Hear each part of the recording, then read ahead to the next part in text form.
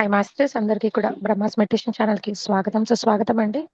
ఈ జూమ్‌కి విచ్చేసిన ఆత్మబంధువులందరికీ కూడా నా యొక్క హృదయపూర్వక ఆత్మ ప్రణామాలు, కృతజ్ఞతలు మాస్టర్స్. ముందుగా మనందరి జగద్గురువు అయిన బ్రహ్మర్షి సుభాష్ పత్రి సార్‌కి కూడా అనంత కోటి ఆత్మ ప్రణామాలు, కృతజ్ఞతలు తెలుపుకుంటూ వారిని కూడా ఈరోజు ఈ యొక్క జూమ్ సెషన్‌లోకి సగర్వంగా ఇన్వైట్ చేసుకుందాం. Thank you. ఎంతో చక్కగా మనము ఒక్కొక్క మాస్టర్‌తో అద్భుతంగా వాళ్ళతో ప్రయాణం చేస్తూ జ్ఞానాన్ని అద్భుతమైన విలువైన జ్ఞానాన్ని మనం తెలుసుకుంటూ చివరాఖరిలో సజ్జన సాంగత్యం ద్వారా ఎంతో చక్కగా మనం ప్రయాణం చేస్తూ ఉన్నాం. ఈరోజు మనతో రేవతి మేడం గారు వైజాగ్ నుంచి మన ఒక జూమ్ సెషన్ కి విచ్చేసి ఉన్నారు మాస్టర్స్. ఈరోజు ఒక టాపిక్ మూల చైతన్యం. ఆ మూల చైతన్యం అంటే అసలు మన ఒక ఉనికి అనేది ఎక్కడి నుంచి వచ్చింది ఏంటి అనే ఒక సత్యం అనేది మనం ఎప్పటికీ తెలుసుకుంటూ ఉండాలి. ఎందుకనంటే మన ఒక ఆలోచన ఎక్కడి వరకు ఆగిపోయి ఉంటుందనంటే మనము మన తల్లిదండ్రుల నుంచి వచ్చామని, వాళ్ళు తల్లిదండ్రుల నుంచి వాళ్ళు పుట్టారని చెప్పని, అంటే తల్లి ద్వారా మాత్రమే మన ఒక ఉనికి అనేది ఇక్కడ ఉంది అని చెప్పని ఒక భ్రమలో మనం చాలా మంది ఉండుంటారు మాస్టర్స్. కానీ సత్యం ఏంటి అనంటే మనం అనేది విశ్వం అంతా కూడా వ్యాపించి ఉండే ఆ మూల చైతన్యమే మనము అని చెప్పని ఆ చక్కటి టాపిక్ తో మేడం ఒక జ్ఞానాన్ని ఈ రోజు అందుకుందాం. మేడం ముందుగా మీకు బ్రహ్మాస్ మెడిటేషన్ ఛానల్ కి స్వాగతం, సుస్వాగతం madam. Thank you so much. Over to you madam. Thank you. బ్రహ్మర్షి పితామహ పత్రిసికి ఆత్మ ప్రణామములతో మరి ఎంతో అద్భుతమైనటువంటి జ్ఞానాన్ని అందించడానికి ఒక ప్లాట్ఫామ్ గా ఈ డిజిటల్ మీడియా ద్వారా ముందుకు వచ్చినటువంటి బ్రహ్మాస్ మెడిటేషన్ ఛానల్ టీం సభ్యులందరికీ కూడా హృదయపూర్వక ధన్యవాదాలు తెలియజేసుకుంటూ మరి యూట్యూబ్ ద్వారా కావచ్చు, జూమ్ సెషన్ లో ఉన్నటువంటి ఆత్మజ్ఞానులందరికీ కూడా ఆత్మాభివందనాలండి. నా పేరు రేవతి. మీకు పరిచయం, నేను ఒక గవర్నమెంట్ స్కూల్లో టీచర్గా పనిచేస్తూ కారణం లేనిదే ఏ కార్యము జరగదు అన్నట్టుగా షిరిడి సాయిబాబా నా భక్తుడు ఎక్కడ ఉన్న ఒక పిచ్చుక కాలికి దారము కట్టినట్టుగా లాగబడతాడు అనేసి చెప్పినట్టుగా ఒక అనారోగ్యం అనే ఒక కారణం సృష్టించబడి సత్య మార్గము వైపు మన ప్రయాణం సాగాలి అనే ఒక తపనతోటి ఈ ఆత్మ పరితపిస్తూ ఉన్నప్పుడు ఈ ఆత్మ ఈ భూలోకం మీదకి ఏదైతే జ్ఞానాన్ని పొందడానికి వచ్చిందో ఆ జ్ఞానం పొందే సమయం ఆసన్నమైంది అని పరితపిస్తున్నప్పుడు నాకు ఈ శ్వాస మీద ధ్యాస అనేటువంటి జ్ఞాన పరిచయం జరగటము, పిరమిడ్ స్పిరిచువల్ సొసైటీస్ మూవ్మెంట్ ద్వారా మరి ఇంతటి అద్భుతమైనటువంటి సత్యాన్ని పండితుల దగ్గర నుంచి పామరుడి వరకు కూడా అందించాలని ఒక 40 సంవత్సరాలు తీవ్రమైనటువంటి తపనతోటి ప్రయాణం చేసినటువంటి బ్రహ్మర్షి పితామహ పత్రిసి ఏదైతే అందించారో ఆ సత్యాన్ని అందరికీ కూడా తెలియచెప్పటంలో నేడు తెలుసుకునేటువంటి అనువంత జ్ఞానాన్ని ఈరోజు మీతో పంచుకోవటానికి నేను ముందున్నానండి. మరి ఈరోజు టాపిక్ మూల చైతన్యం. చైతన్యం అంటేనే ఒక శక్తి అండి. మనందరికీ తెలుసు. మనం పూజించే దేవుడి ఫోటోల వెనకాతల ఒక ఆరాలు లాంటివి మనం చూస్తూ ఉంటాం. అదే ఒక చైతన్య శక్తికి ప్రతీక అన్నమాట. మరి ఆ మూల చైతన్యం అనేది ఎక్కడి నుంచి వచ్చింది? ఎప్పుడైతే ఒక మూల చైతన్యము ఒక శక్తి అన్నది మనకు అర్థమవుతుందో, అంటే ఇప్పుడు అందరిలో ఉన్నటువంటి ఒక శక్తి ఆ మూల చైతన్యంలోంచే ఉంది. అంటే మనమంతా కూడా మూల చైతన్యంతో కనెక్ట్ కాబడి ఉన్నాము. ఆ మూల చైతన్యమే మనము అనే ఒకానొక సత్యము మనకు అవగతం అయినప్పుడు, ఆహా, ఎవరు ఎక్కువ కాదు, ఎవరు తక్కువ కాదు, అందరిలో కూడా అనంతమైన శక్తి ఉంది అనేటువంటి ఒక జ్ఞానం మనకి కలుగుతుందండి. ఎప్పుడైతే అంతా ఒక్కటే అనే చెప్పేసి ఒక జ్ఞానం మనకి కలిగిందో, మరి ఆ జ్ఞానాన్ని మనము ఏ విధముగా సద్వినియోగం చేసుకోవాలి అనేటటువంటి ఒక అవగాహన ఏర్పడటం అనేది చాలా అవసరము. ఏదైతే మూల చైతన్యం ఉందో ఆ మూల చైతన్యము ఈ సృష్టి అనేది ఏ విధముగా ఏర్పడింది అని అంటే ఒకానొక ఆలోచన రహిత స్థితిలో, అంటే ఒక నిశ్శబ్దములోంచి ఒక శూన్యమును నుంచి ఏర్పడినటువంటి ఒకానొక ఆలోచనే ఈ సృష్టి కార్యానికి, అంటే ఈ సృష్టి సృష్టించబడడానికి కారణమయ్యింది. అలాంటి ఆలోచన ఒక శూన్యములోంచి వెలువడినప్పుడు ఆ యొక్క సృష్టి అంతా కూడా ఒక చైతన్యముతోటి నింపబడినప్పుడు, ప్రకృతిలోని వనరులన్నీ కూడా నింపబడినప్పుడు, ఏదైతే చైతన్యముతోటి నింపబడిందో దాన్ని మూల చైతన్యము అని చెప్పేసాను. మూలానికి ఆది చైతన్యం అని చెప్పేసాను. మరి ఆ చైతన్యం అనేది ఒక ఆది శక్తి అని కానీ, ఆది పరాశక్తి అని కానీ మనం చెప్పుకున్నప్పుడు ఆ ప్రకృతి నుంచి, ఆ సృష్టి నుంచి వచ్చినటువంటి ఆ శక్తి, సృష్టి స్థితి లయ అన్నట్టుగా బ్రహ్మ విష్ణు మహేశ్వరుల ఒక దీంతోటి, అంటే బ్రహ్మ సృష్టించబడితే దానికి సన్ ఎనర్జీస్ తోటి ఆ యొక్క మనకి శక్తి ఉద్భవించినప్పుడు, మరి విష్ణుమూర్తి అంటే స్థితికారకుడు, ఒక మనకి పోషణ శక్తి అందించినప్పుడు, అలాగే శివుడు ఒక జ్ఞానకారకుడు, మనకి జ్ఞానాన్ని అందించినప్పుడు, ఆ యొక్క త్రిమూర్తి శక్తుల యొక్క ఆ శక్తి ఆ మూల చైతన్యం నుంచి మనం అందుకుంటున్నామనంటే, ఆ త్రిమూర్తులకు కూడా ఆ శక్తి అనేది మూల చైతన్యము నుంచే ఒక ఆది పరాశక్తి రూపంలో అందించబడినప్పుడు వాళ్ళు ఏ విధముగా దేవుళ్ళు అయ్యారు, మనము కూడా ఆ విధముగానే దేవుళ్ళు కావాలి అని చెప్పేసిన ఒక సంకల్పంతో ఏదైతే సత్యం ఉందో ఆ సత్యాన్ని అందించడానికి అన్నట్టుగా బ్రహ్మర్షి పితామహ పత్రిజీ మనల్ని my dear gods, my dear co creators, my dear friends అని సంబోధిస్తూ ఆ మూల చైతన్యం నుంచి వచ్చినటువంటి మనల్ని ఆ యొక్క వాక్యాల ద్వారా తట్టి లేపుతూ మన లోపల అనువనుకున్నటువంటి ఆ యొక్క చైతన్యం తాలూకా జ్ఞానము గాని శక్తి గాని ఏదైతే ఉందో దాన్ని తట్టి లేపుతూ పదే పదే సంబోధిస్తూ ఉండడంలోని అర్థము మనకి అందరికీ అవగతం అవుతూ ఉందండి.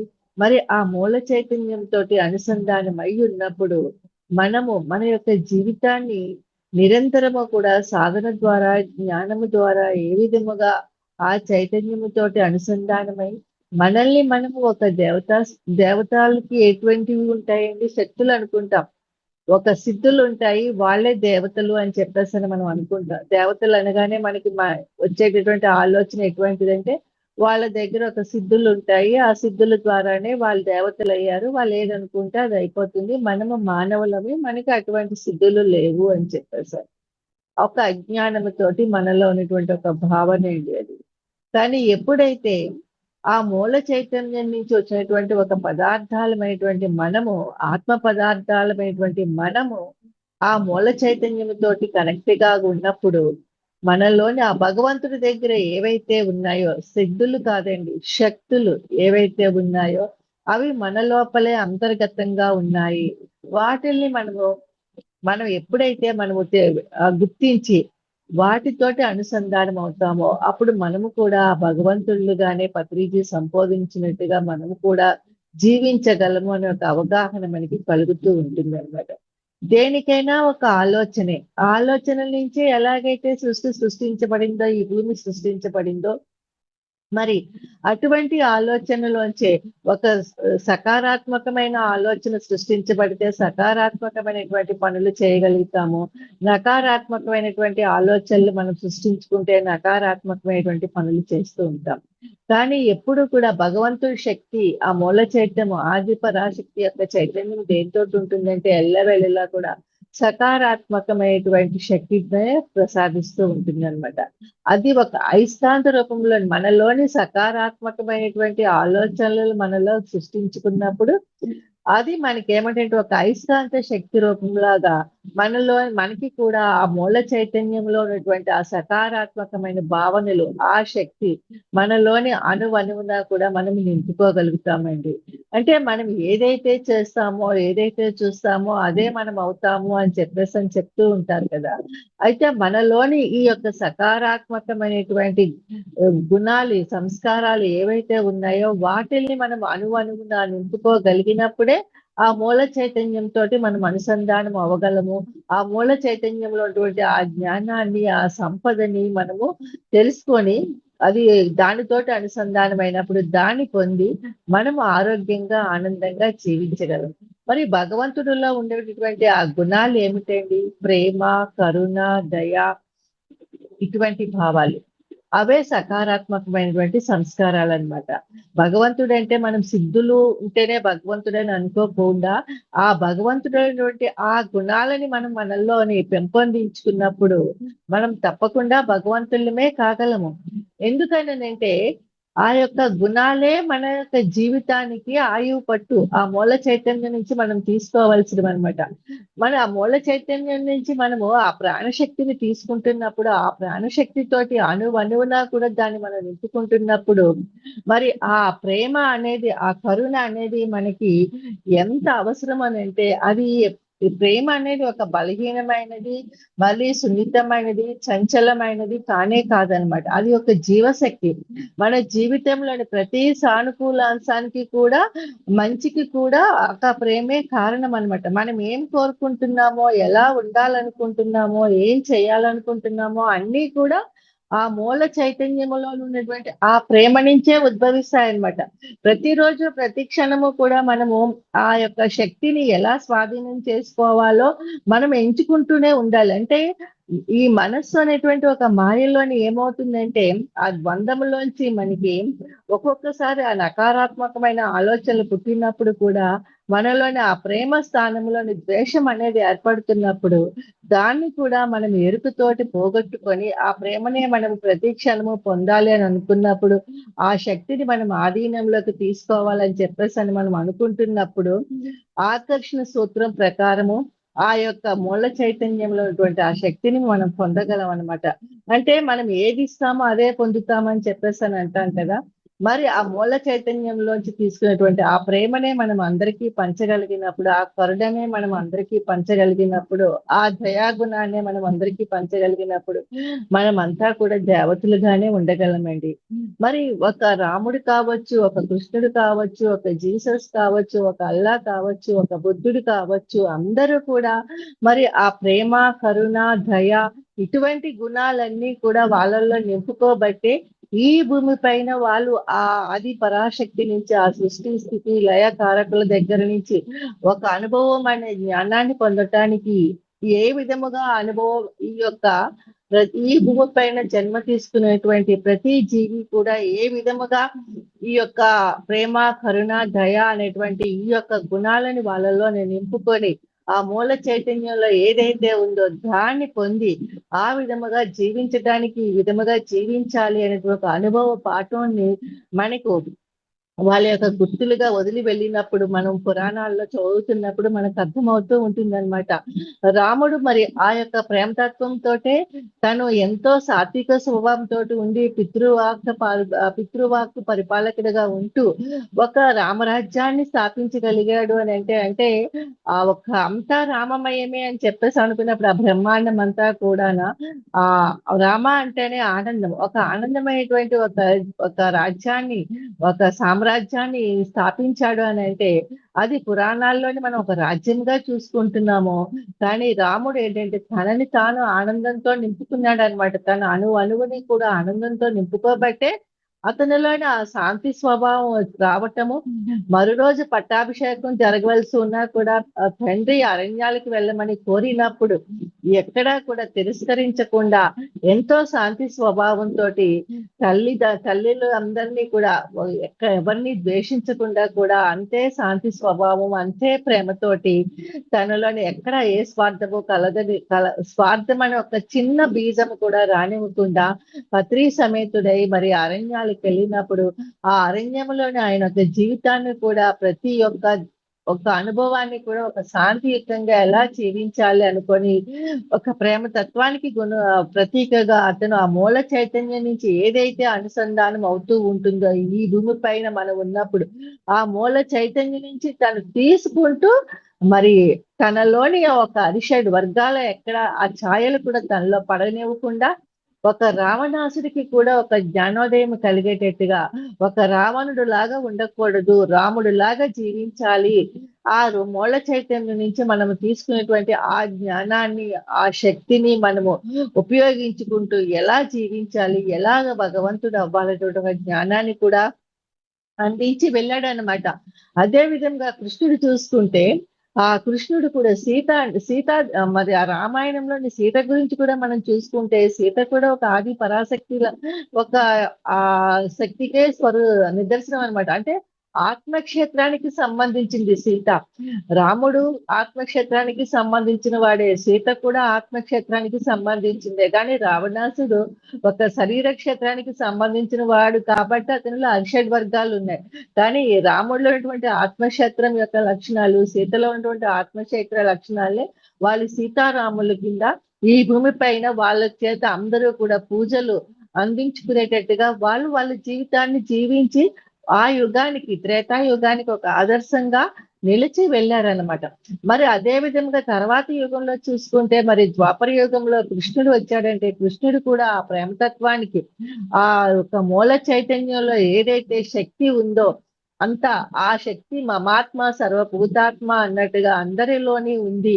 ఆ అందరిలోని ఉన్నటువంటి ఆ శక్తిని ఒక అంటే సత్వగుణాలతోటి నింపుకోగలిగినప్పుడే మానవుడు ఒక దైవం కాగలుగుతాడు అని చెప్పేసి అని ఒక సత్యాన్ని అందించాలన్నట్టుగా, పుడుతూనే కూడా అతను మృత్యువు తనతో పాటే వెంటాడుతూ ఒక నీడలాగా వస్తున్నా కూడా ఆ యొక్క మృత్యువును కూడా ప్రేమతోటి ఆనందంతో ఆడుతూ వాళ్ళల్లో ఉన్నటువంటి అరిషడ్ వర్గాలని తరిమి కొట్టడానికి అన్నట్టుగా, వాళ్ళల్లో మార్పు తీసుకొని రావాలన్నట్టుగా, వాళ్ళకి ఒక పురాణాల్లో చదివినట్టుగా ఒక శాపం చేత కావచ్చు, వాళ్ళ యొక్క ఆ శాప విముక్తులు చేయడానికి అన్నట్టుగా ఒక పూతనని కావచ్చు, ఒక కాళింగుడిని కావచ్చు, ఇలాగా ఎంతో మందిని శాప విమోచనలు చేశాడు అని చెప్పేసి అని మన పురాణాల్లో చదివాం. కానీ ఆ శాప విమోచనం అన్నది కాదు అక్కడ జరిగినది. ఆ ఆత్మ పరిణామ క్రమంలోని ఈ భూమిపైకి ఆ మూల చైతన్యం నుంచి వచ్చినటువంటి ఆ యొక్క జీవాత్మ ఏదైతే ఉందో తను ఒక విశ్వాత్మ కింద కూడా ఒక మారడానికి ఒక మారే పరిణామ క్రమంలోని ఎన్నో జన్మలు తీసుకోవాల్సిన క్రమంలోని వాళ్ళు ఆ విధముగా వాళ్ళ యొక్క ఒక ఆత్మ ప్రయాణాన్ని సాగించి ఆ యొక్క కృష్ణుడి చేతుల్లోనే వాళ్ళ యొక్క ఆత్మని, వాళ్ళు పూతన కావచ్చు, ఎవరైనా కంసుడు కావచ్చు, వాళ్ళ యొక్క ఆత్మని వాళ్ళ ఆ ప్రయాణాన్ని అక్కడితో సాగించి మళ్ళీ ఇంకా ఉన్నతమైన స్థితికి వెళ్ళాలి అంటే ఒక భగవంతుడిగా మారాలి అని ఒక సంకల్పంతో వాళ్ళ ప్రయాణాన్ని సాగించినప్పుడు ద్వాపర యుగంలో కృష్ణుడు ఏ విధముగా అయితే ఆనందంగా జీవించాడో, ఒక ప్రేమ తత్వంతో జీవించాడో అది కూడా అందరికీ అందిస్తూ వెళ్తూ ఉన్నప్పుడు నెక్స్ట్ ద్వాపర యుగం అయిపోయాక వచ్చినటువంటి తర్వాత మనకి కలియుగంలోని మరి మనం అంతా కూడా ఆ విధమైనటువంటి ఆ ఆనందము, ఆ యొక్క ఆ భగవత్ స్వరూపమైనటువంటి ఆ ప్రేమ కరుణ ఆ దయలతోటి మనం జీవించాలని చెప్పేసి అని మరి ఈ ప్రస్తుత సమయంలో నేను భూమిపైన ఒక మహావతార బావాజీ కావచ్చు, ఒక యుక్తేశ్వర గిరి కావచ్చు, ఒక లాహిర్ మహాశైల్ కావచ్చు, ఒక సదానంద యోగి కావచ్చు, ఒక సత్యసాయి బాబా కావచ్చు, ఒక షిరిడి సాయిబాబా కావచ్చు, మరి పరమ గురువులందరూ కూడా మనకి తెలియచెప్పింది అదే. హింసా చూడో హంసా పక్కడో అని బ్రహ్మర్షి పితామహ పత్రిజీ చెప్పింది అదే. మనలో ఉన్నటువంటి హింస రూపంలో ఉన్నటువంటి ఈ అరిషడ్ వర్గాలు ఏవైతే ఉంటున్నాయో ఈ భూమి అనే పాఠశాల మీదకి వచ్చేటప్పటికి రాను రాను ఆ త్రేతా యుగంలో ఉన్నటువంటి ప్రేమతత్వము, ద్వాపర యుగంలో ఉన్నటువంటి ఆ ప్రేమతత్వము మెల్లిమెల్లిగా కరిగిపోతూ మనిషిలోని ఆ జ్ఞానం తాలూకా జ్ఞాపకాలన్నీ కరుమరుగు అయిపోతూ ఉన్నప్పుడు, లేదు మనలో ఉన్నటువంటి ఒక దివ్యత్వాన్ని మనం తెలుసుకోవాలి అనేంతగా ఒక్కొక్క పరమ గురువులు కూడా మళ్ళీ ఆ సత్యం మరుగున పడిపోకూడదు అని చెప్పేసి అని వాళ్ళు తగిన శైలిలోని మనకి అందిస్తూ ఉన్నప్పుడు ఇంకా సరళముగా, ఇంకా సున్నితంగా మనకి అనుభవం అనే జ్ఞానాన్ని గురించి ఒక ఇంపార్టెన్స్ ని మనకి తెలియచెప్తూ, ఆ అనుభవ జ్ఞానంతోటే మనం ఏదైనా కూడా ఆత్మకి ఆ మూల చైతన్యంతో అనుసంధానం అయినప్పుడు ఈ భూమి పైన ఈ అనుభవ జ్ఞానాన్ని ఒక గ్రంథాలయం, ఒక సజీవ గ్రంథాలయంగా మనం ఉంచగలము. అంటే ప్రతి ఒక్కళ్ళు కూడా ఒక సజీవ గ్రంథాలయంగా ఉండాలి అని చెప్పేసి అని ప్రతి ఒక్కళ్ళ అనుభవాలు కూడా గ్రంథస్థం చేయమని కోరడంలో కూడా కారణం అదేనమాట. ఈ సత్యం మరుగున పడిపోకూడదు. అంటే ఆ సృష్టికర్త ఆ మూల చైతన్యం నుంచి వచ్చేటువంటి ఆ శక్తిని ఈ భూమి పైన ఉన్నటువంటి ప్రతి ఒక్కరికి కూడా అందించాలి. ప్రతి ఒక్కరు ఆ మూల చైతన్యంతో కనెక్ట్ అయి ఉండాలి. మేము ఏమీ చేయలేము అనే ఒక అజ్ఞానము నుంచి, అంధకారమైనటువంటి ఆ జీవితము నుంచి కాంతివంతమైన ఒక జీవితాన్ని, జ్ఞానవంతమైన జీవితంతో జీవించాలి అంటే ఆ జ్ఞానం అనేది ఎప్పుడు వస్తుంది అంటే ఆ మూల చైతన్యంతో అనుసంధానమైనప్పుడు ఆ ప్రేమ, కరుణ, దయ అనేవి వస్తాయి. మరి ఆ ప్రేమ, కరుణ, దయ అనేది త్రేతాయుగములోని రాముడి దగ్గర ఉంది. రాముడు ఆత్మక్షేత్రంలో ఉన్నాడు కాబట్టి. మరి అదే ఒక నకారాత్మకమైన భావనలతోటి చెప్పుడు మాటలు విన్నటువంటి రావణ బ్రహ్మ అన్నాము. రావణాసుడిలో కూడా అనంతమైన జ్ఞానం ఉంది. ఒక బ్రహ్మస్వరూపము, అద్భుతమైన శక్తి ఉంది.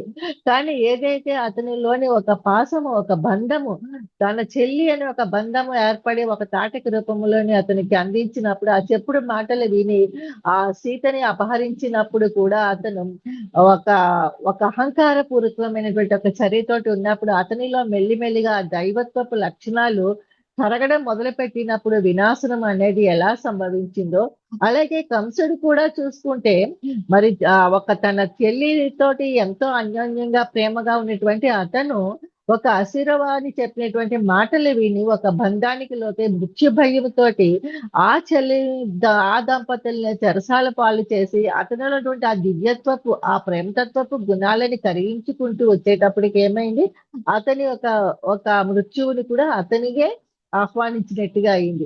మరి అదే విధముగా చూసుకుంటే ఒక్కొక్క యుగము నుంచి వచ్చేటప్పటికి ఆ మూల చైతన్యంలో ఉన్నటువంటి ఆ ప్రేమ, కరుణ, దయ అనేవి తరలిపోతూ వస్తూ ఉన్నప్పుడు మరి ఈ కలియుగం వచ్చేటప్పటికల్లా కలి యొక్క ప్రభావం అంతా కూడా మన యొక్క ఆలోచనల్లోనే ఉంది. కలి ఎక్కడున్నాడంటే మన తలపైన తిష్ట వేసుకొని కూర్చొని ఉన్నాడు. అంటే ఆలోచనల రూపంలోనే. ఆలోచనే శక్తి. నకారాత్మకమైన ఆలోచనలు చేస్తే నకారాత్మకమైన శక్తి వస్తుంది.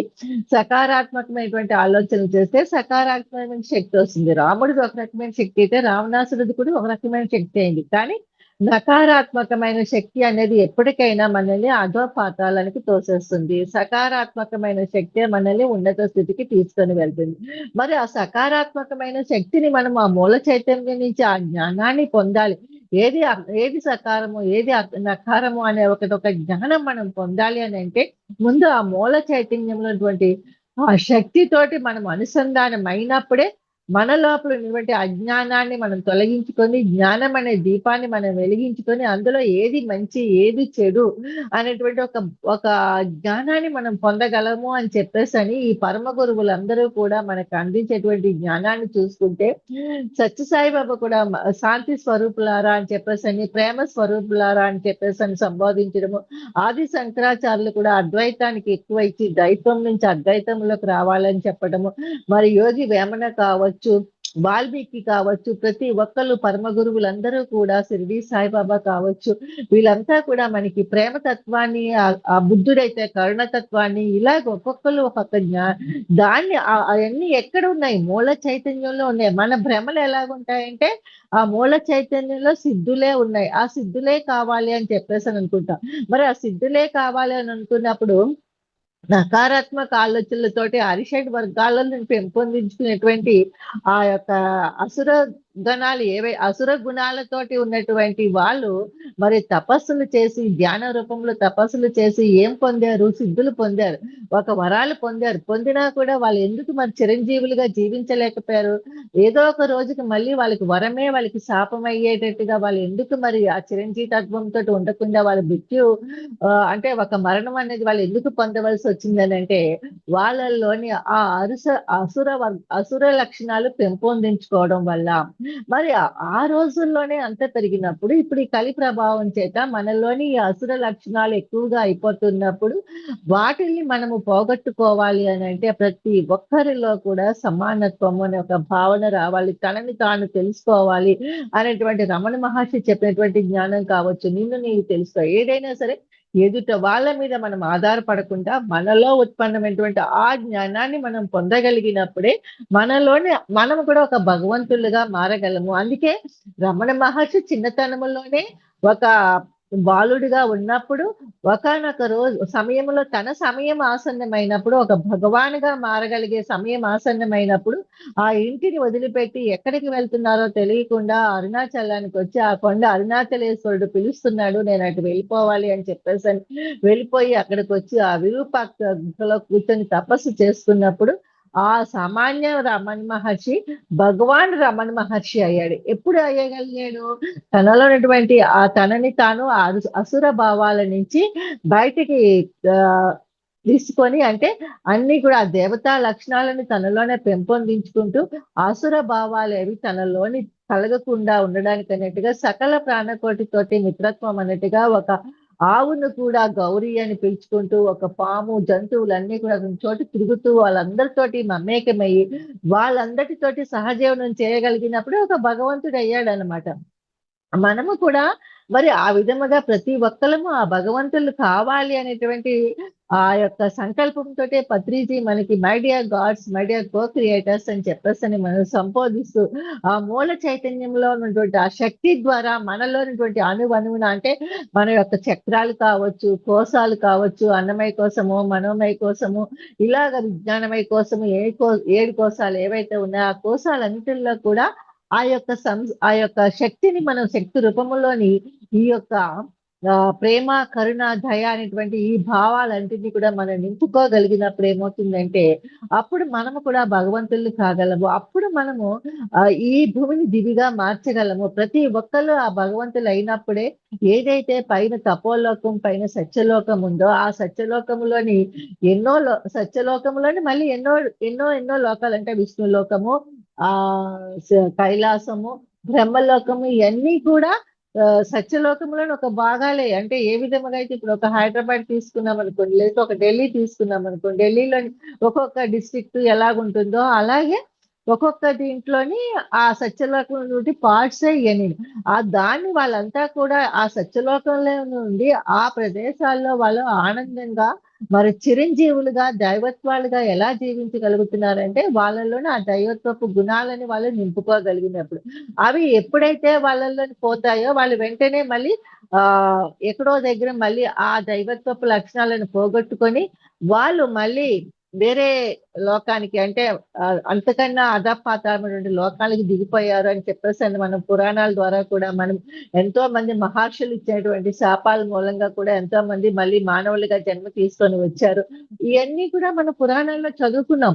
ఒక హిరణ్యకశిపుడి గురించి చూసుకున్నాం, ఒక ప్రహ్లాదుడి గురించి చూసుకున్నాం. అంటే ప్రతి ఒక్క దగ్గర కూడా మనము ఆ మూల చైతన్యములోంచి వచ్చినటువంటి మనము అందరిలోని ఆ మూల చైతన్యపులోని ఒక శక్తి ఉంది. ఆ మూల చైతన్యంలో ఉన్నటువంటి జ్ఞానమే ఉంది అని చెప్పేసని తెలిసినా కూడా మరి ప్రహ్లాదుడికి ఒక ఆత్మక్షేత్రములో ఉన్నప్పుడు హిరణ్యకశిపుడు ఒక శరీర క్షేత్రంలోనే ఉన్నాడు అని అంటే ఆ మూల చైతన్యంలో ఉన్నటువంటి ఆ యొక్క జ్ఞానాన్ని, ఆ శక్తిని సరిగా తీసుకోలేకపోవటం మూలనే ఆ ద్వంద్వత్వం అనేది ఏర్పడింది. అలాగే మరి బుద్ధుడి దగ్గర, దేవదత్తుడి దగ్గర చూసుకుంటే, దేవదత్తుడు ఇంకా శరీర క్షేత్రంలో ఉండబట్టి, బుద్ధుడు ఆ యొక్క హంసకి సపర్యలు చేసి, అతను ఆత్మక్షేత్రంలో ఉండబట్టి, ఆ హంసకి గాయం కలిగితే తనకి కలిగినంత బాధగా తాను బాధపడుతూ, ఆ హంసకి అంటే జీవించేటటువంటి ఒక అవకాశాన్ని కల్పించాడు. అంటే ఎవరమైతే ఆ మూల చైతన్యముతోటి అనుసంధానం అవుతామో, ప్రతి ఒక్కళ్ళము కూడా ఆత్మక్షేత్రంలోనే ఉన్నట్టుగా అనమాట. అంటే ఆత్మే పరబ్రహ్మ అన్నారు కదా! ఆ మూల చైతన్యమే ఆది పరాశక్తి. అదే పరబ్రహ్మ తత్వం. ఆ పరబ్రహ్మ తత్వంతోటి మనం అనుసంధానమై నిరంతరము ఉండగలిగినప్పుడు, మనలోని కూడా ఆ దైవత్వపు లక్షణాలే పెంచి పోషించబడతాయి. చూడండి మనము ఏది తింటామో అదే అవుతామని అంటాం కదా! ఏది మనలో నింపుకుంటామో అదే మనం అవుతాము. మరి అలాంటప్పుడు మనము ఎంతసేపు కూడా ఆ మూల చైతన్యం నుంచి వచ్చేటువంటి ఆ శక్తిని, ఆ యొక్క జ్ఞానంతోటి అనుసంధానమై ఉండాలి అని అనుకున్నప్పుడు, మనలోని ఆ భావాలే పెంపొందిస్తున్నప్పుడు, మనము ఎదుట వ్యక్తికి మనం కీడు తలపెట్టాలన్నా కూడా మనం తలపెట్టలేమన్నమాట. ఎందుకనంటే అది మన స్వభావం కాదు. మనం ఏమై ఉన్నాము ఇక్కడ? దైవమై ఉన్నాము. దైవమై ఉన్నటువంటి మనము ఒక అసురునిలాగా ప్రవర్తించాలన్నా, ఒక నకారాత్మకమైన ఆలోచనలు చేయాలన్నా మనము చేయలేము. తద్వారా దాని ద్వారానే ఈ భూమిని ఒక స్వర్గంగా మనం మార్చగలము అని చెప్పేసని మరి పత్రిజీ స్థాపించేటువంటి ఈ యొక్క పిఎస్ఎస్ మూవ్‌మెంట్ ద్వారా మనం ఈ ధ్యానాన్ని అందరికీ అందిస్తూ ఉన్నప్పుడు, ఆ ధ్యానము ద్వారా వచ్చినటువంటి ఆ జ్ఞానాన్ని సరిగా పట్టుకోవడంలోని మనము మన లోపల ఉన్నటువంటి ఈ అణువుని కూడా మనం ఆ దివ్యత్వపు లక్షణాలతోటి నింపుకోవడమే మనం చేయవలసిన పనండి.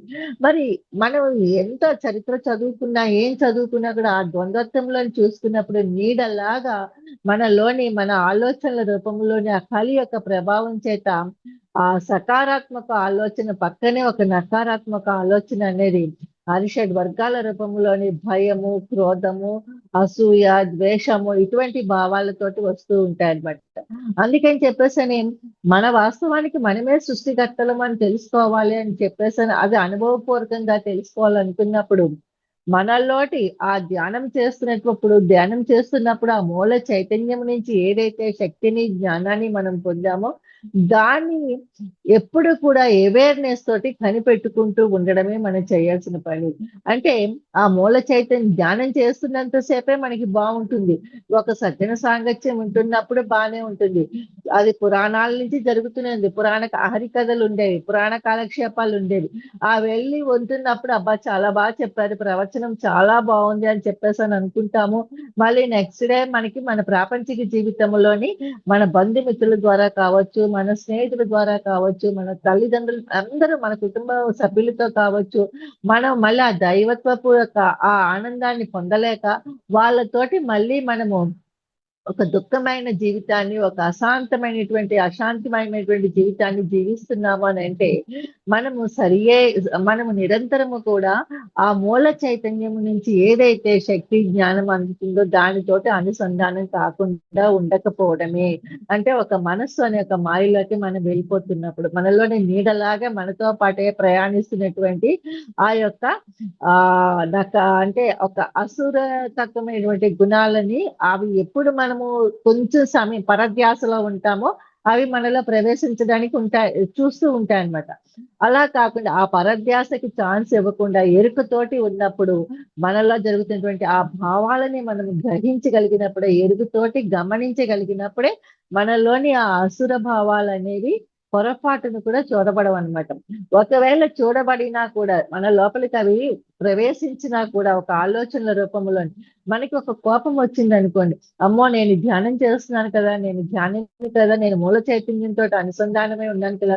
మూల చైతన్యంలోంచి ఆ జ్ఞానాన్ని తీసుకుంటున్నప్పుడు నేను ఇలా కోపం ప్రదర్శించకూడదు కదా! అని దాన్ని మనము అణిచిపెట్టుకున్నామనుకోండి. అది మన లోపలే ఎక్కడో దాక్కుని ఉంటుంది.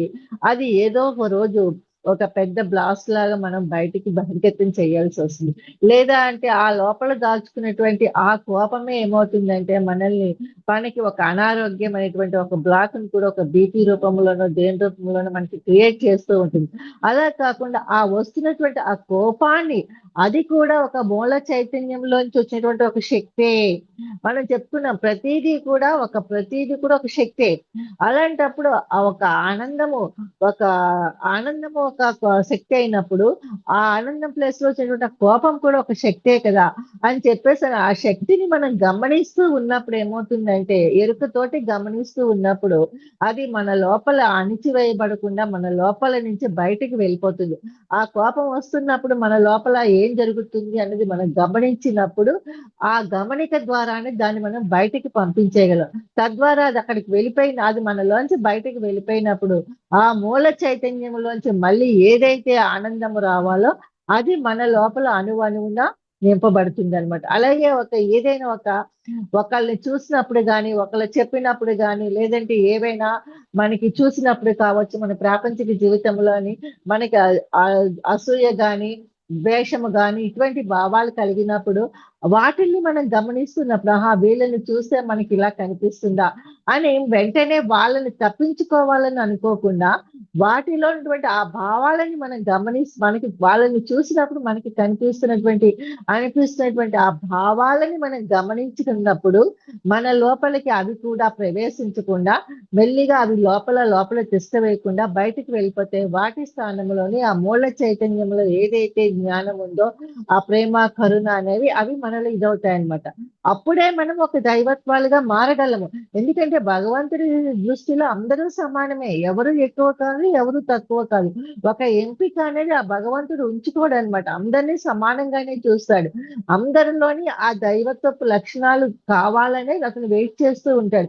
ఏ విధముగా అయితే ఒక సింహం కడుపున పుట్టిన పిల్ల సింహమే అవుతుందో, ఒక పులి కడుపున పుట్టిన పిల్ల పులే అవుతుందో, మరి ఆ విధముగా మనము ఈ నేను అంటే ఈ శరీరము అనుకునేటువంటి ఆ యొక్క అజ్ఞానము నుంచి నేను అంటే ఒక ఆత్మ స్వరూపాన్ని, ఈ ఆత్మ అంటే ఒక పరమాత్మ, అటువంటి పరమాత్మలో ఉన్నటువంటి గుణాలు ఏమున్నాయో అవన్నీ కూడా నాలోనే ఉండాలి అని చెప్పేసని మనం అంత తపన పడినప్పుడు ఏమవుతుందంటే మనలోని ఆ యొక్క ఆ అరిషడ్ వర్గాల రూపంలో ఉన్నటువంటి ఆ గుణాలు ఏవైతే ఉన్నాయో అవన్నీ కూడా మన లోపల నుంచి వెళ్ళిపోతాయి.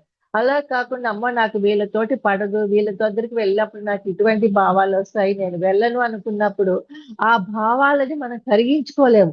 అవి మన లోపల ఎక్కడో ఉంటాయన్నమాట. ఉండి ఏమవుతుంది, అది మళ్ళీ ఒకేసారి మనకి బరస్ట్ అయిపోతాయన్నమాట. చూడండి, అందుకని చెప్పేసనే దేవతలు కావచ్చు, ఋషులు, మహర్షుల విశ్వామిత్రుడు, జనక మహారాజు వీళ్ళందరివి మనం చూసుకుంటున్నప్పుడు విశ్వామిత్రుడు ఎంత తపస్సు చేసినా కూడా జనారణ్యంలోని ఉండలేకపోయాడు కల్లా ఆ అరణ్యాలలోని ఉండి తపస్సు చేసినప్పుడు జనారణ్యంలోకి వచ్చినప్పుడు అందరితోటి కలిసినప్పుడు ఆ చర్యలను సహించలేక వెంటనే తన తపశక్తిని అంతటిని కూడా ఒక శాపాల రూపంలో అందరికీ శాపాలు ఇస్తూ దారపోసేస్తూ ఉండేవాడు. అదే విధముగా జనక మహారాజు మరి తామరాకు మీద నీటి బిందువులాగా తన యొక్క రాజ్యాన్ని పరిపాలిస్తూ ఏదైతే తను ఒక తపస్సులాగా శక్తిని పొందాడు ఆ మూల చైతన్యం నుంచి, ఆ శక్తి ద్వారా ఒక సత్వగుణ సంపన్నుడు అయ్యాడు. మరి విశ్వామిత్రుడు తన శక్తిని అంతటిని పోగొట్టుకున్నాడు. అదే విధముగా మనము ఎంత ధ్యానం చేసినా, ఎంత సజ్జన సాంగత్యం చేసినా, ఎంత స్వాధ్యాయం చేసినా, ఎంత ఆచార సాంగత్యం చేస్తున్నాం అనుకున్నా కూడా మనలోని ఆ యొక్క ఆ యొక్క శక్తిని మనం నిల్వ చేసుకోగలిగినప్పుడు ఎరుకతోటి ఆ శక్తిని మనం ఉంచుకుంటూ మన మాట మీద ధ్యాస, మన ఆలోచన మీద ధ్యాస, మనం చేసే పని మీద ధ్యాస పెట్టుకుంటున్నప్పుడు ఏమవుతుందంటే ఆ దైవత్వపు గుణాలు అనేవి మనలో ఎల్లకాలము నింపబడి ఉంటాయన్నమాట. దైవత్వపు గుణాలు ఉన్నంతసేపు కూడా మనం చిరంజీవులుగానే ఉండగలం. ఎప్పుడైతే ఆ దైవత్వపు గుణాలు మనలోంచి వెళ్ళిపోతూ ఉంటాయో అప్పుడు మనము మృత్యు అన్నది మనకి సమీపిస్తూ ఉంటుంది ఒక అనారోగ్య రూపంలో అనమాట. ఆ దైవత్వపు గుణాల గురించే మనం సాధన చేయాలి. సిద్ధుల కోసం అనేది మనం సాధన చేయకూడదు. ఆ సిద్ధులు అనేవి మాయలు, అంటే ఒక తాత్కాలికమైనటువంటి తృప్తినిచ్చేటటువంటి ఒక మాయకు సంబంధించినమాట. ఆ నిమిషంలో మనకి అది అయిపోతుంటుంది. సంకల్పాలు, ఈ రోజు నాకు ఒక 1000 రూపాయలు కావాలి, అమ్మో ధ్యానం చేస్తే నాకు వచ్చేస్తుందేమో 1000 రూపాయలు ఎవరో ఒకరు తెచ్చి ఇవ్వాలని ఒక సంకల్పం పెట్టుకొని చేశామంటే అది కూడా ఒక సిద్ధి కిందే లెక్క. అలాగే మనము ఇంకా ఏమైనా ఒక కార్యక్రమం చేయాలి, ఈ కార్యక్రమానికి డబ్బులు అందరినీ అడిగేసి పోగేసేసి చేసేస్తే అందులోంచి ఒక 10 20 మనకి మిగిలితే మన ఖర్చులకు కూడా మిగులుతాయి అనుకొని ఆ సంకల్పం పెట్టేసి దానికి డబ్బులు ఇచ్చేసుకోవడం కూడా ఒక సిద్ధి లాంటిదే. కానీ దానికి బదులుగా మనము మన యొక్క ప్రతి అణువణువుని కూడా ఆ దైవత్వపు లక్షణాలతోటి మనం నింపుకోగలిగినప్పుడు ఏమవుతుందంటే మనము అన్ని కోశాలు దాటి ఆ సహస్రార స్థితికి వెళ్ళినప్పుడు 100% మేనిఫెస్టేషన్ అనేది జరుగుతుంది. అంటే మనం ఏదైతే ఆలోచిస్తామో ఆ ఆలోచన ఒక సత్వగుణమైనటువంటి ఆలోచన, ఒక ప్రేమతోటి, ఒక కరుణతోటి, ఒక దయతోటి కూడినటువంటి ఒక ఆలోచన అయిందనుకోండి, అది 100% మేనిఫెస్టేషన్ అయ్యి మనమే దానికి కావాల్సినటువంటి శక్తిని అంతటిని కూడా సమకూర్చుకోగలుగుతాం. మూల చైతన్యములోంచి వచ్చినటువంటి శక్తి ఆ విధంగా వస్తుంది. మరి అది కొందరు ఎందుకు ఉపయోగించుకొని కోటీశ్వరులు అవుతున్నారు, జ్ఞాన సంపన్నులు అవుతున్నారు, కొంతమంది ఎందుకు పేదవాళ్ళుగా ఉండిపోతున్నారు, కొంతమందే ఎందుకు అజ్ఞానులుగా ఉండిపోతున్నారు అంటే ఆ మూల చైతన్యం నుంచి అందినటువంటి ఆ శక్తిని సమానంగా అందరూ స్వీకరించలేకపోవటం మూలాని. ఎందుకు స్వీకరించలేకపోతున్నాము అని అంటే మనలో ఉన్నటువంటి అజ్ఞానము. ఇప్పుడు ఎవరైనా సరే ఏదైనా మన ఇంటికి వచ్చి తలుపు కట్టి అమ్మా మేము లోపలికి వస్తాము అని చెప్పేసి అన్నప్పుడు వాళ్ళని ఆహ్వానించినప్పుడు వాళ్ళు వచ్చి నీకు ఇది ఏవి కావాలో నువ్వు కోరుకో అమ్మా, నీకేం కావాలి అని చెప్పేసి అన్నప్పుడు మనలో ఉన్నటువంటి జ్ఞానాన్ని బట్టే మనం కోరుకుంటాం. మనకి ఆ జ్ఞానాన్ని బట్టే మనం ఏది కావాలన్నది అడిగినప్పుడు మనం పొందగలుగుతాం. అదే విధముగా ఆ మూల చైతన్యంలోనే అంతా ఉన్నటువంటి ఆ జ్ఞానము, ఆ శక్తిని మనము పొందాలి అని చెప్పేసి అనుకున్నప్పుడు మనకి కూడా అటువంటి ఆ యొక్క అవేర్నెస్, ఆ ఎరుక ఉండగలిగినప్పుడే మనం పొందగలుగుతాం. తద్వారానే మన సంబంధ బాంధవ్యాలన్నిటిని కూడా మనం సక్రమముగా తీర్చిదిద్దుకోగలుగుతాం అనమాట. అప్పుడు మనం దేవతలం అవ్వగలుగుతాం. కష్టంలో ఉన్న వాళ్ళకి మనం వెళ్ళి సాయం చేసినప్పుడు వాళ్ళు వెంటనే ఏమంటారండి, అమ్మా దేవుళ్ళలాగా వచ్చి నాకు సహాయపడ్డావు అని అంటారు.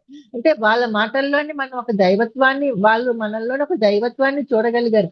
ఎందుకు చూడగలిగారు? మనలోని ఆ దయ, కరుణ అనేటువంటి ఒక భావన ఉండబట్టి మనల్ని వాళ్ళు మనలో ఉన్నటువంటి ఆ భావాల ద్వారానే మనం వాళ్ళకి సహాయం చేయగలిగాం కాబట్టి వాళ్ళు మనలో ఒక దివ్యత్వంగా, మనల్ని ఒక భగవంతుడితోటి వాళ్ళు పోల్చుకున్నారు. అలాగే సకల ప్రాణకోటి తోటి మిత్రత్వం అన్నప్పుడు ప్రతి ఒక్కరిలోని ఆ మూల చైతన్యంతో ఉన్నప్పుడు, అనుసంధానమైనప్పుడు ప్రతి ఒక్క ప్రాణి ఏదైతే మమాత్మ సర్వభూతాత్మ మనకి ఏదైతే ఆనందం కలుగుతుందో ఆ ఆనందాన్ని ప్రతి ఒక్కరికి పంచడమే పుణ్యము. మనకి ఏదైతే దుఃఖం కలుగుతుందో ఆ దుఃఖాన్ని ఏ ఒక్కరికి ఇవ్వకుండా ఉండడమే పుణ్యము. అలాగే మనకి మనకి ఆ దుఃఖం కలిగినప్పుడు ఆ దుఃఖమే అందరికీ కలిగించాలని చూసుకున్నప్పుడు అది ఒక పాపపు చర్య అవుతుంది అనమాట. ఆనందం అనేది మనకే ఉండాలి, పక్క వాళ్ళకు ఉండకూడదని ఒక స్వార్థపూరితమైనటువంటి చర్యలు మనలో ఒక కర్మల్ని మనం ఆచరించినప్పుడు మనం ఎప్పటికీ భగవంతుల్ని కాలేక పునరపి జననం పునరపి మరణం లాగే మన జీవితాన్ని మనం జీవిస్తూ ఉంటాం. అదే విధముగా త్రేతాయుగానికి మరి ఇన్ని భావాలతోటి అన్నిటిని కూడా జయించి ఒక్క రాముడే దేవుడయ్యాడు, ఒక సీతే దేవుడయింది, దేవత అయింది. మరి అలాగే ద్వాపర యుగంలోకి వచ్చిన దగ్గర ఒక కృష్ణుడే దేవుడు అయ్యాడు అనమాట. మళ్ళీ రాధాకృష్ణులు, యశోధర, ఇది రుక్మిణి కృష్ణుడు ఇలాగ వీళ్ళే అయ్యారు. ఎందుకంటే ఆత్మక్షేత్రంలోని వాళ్ళని వాళ్ళు జయించి ఆ దేవతా సంపన్నులు అయ్యారు కాబట్టి. మరి అదే విధముగా ఈ కలియుగంలో చూసుకున్నప్పుడు ఒక సత్యసాయిబాబా కావచ్చు, ఒక షిరిడి సాయిబాబా కావచ్చు, మహావతార్ బాబాజీ, యుక్తేశ్వరగిరి, సదానంద యోగి, బ్రహ్మశ్రీ పితామహ పత్రిజీ, బుద్ధుడు వీళ్ళంతా కూడా భగవాన్లు ఎందుకు అయ్యారు? భగవాన్ రమణ మహర్షి, భగవాన్ బుద్ధుడు అని చెప్పేసి అని ఎందుకు వాళ్ళని మనము ఆ పూజించగలుగుతున్నాం? వాళ్ళని ఎందుకు మనం ఆరాధిస్తున్నాం? ఎందుకు వాళ్ళని భగవంతుడితోటి పోలుస్తున్నామంటే వాళ్ళు అన్ని కూడా ఈ యొక్క భావాలతోటి నింపుకున్నారు కాబట్టి. వారు కోరుకున్నది కూడా అదే. మేము ఏ విధముగా భగవంతులుగా మారేమో మీరు కూడా ఆ విధముగానే భగవంతులుగా మారండి. ఈ జీవితం అనే జీవితాన్ని ఒక నాటకం లాగా తీసుకుంటూ, ఒక ఆటలాగా తీసుకుంటూ ప్రతి క్షణము కూడా శాంతియుతంగా యుద్ధం చేయండి.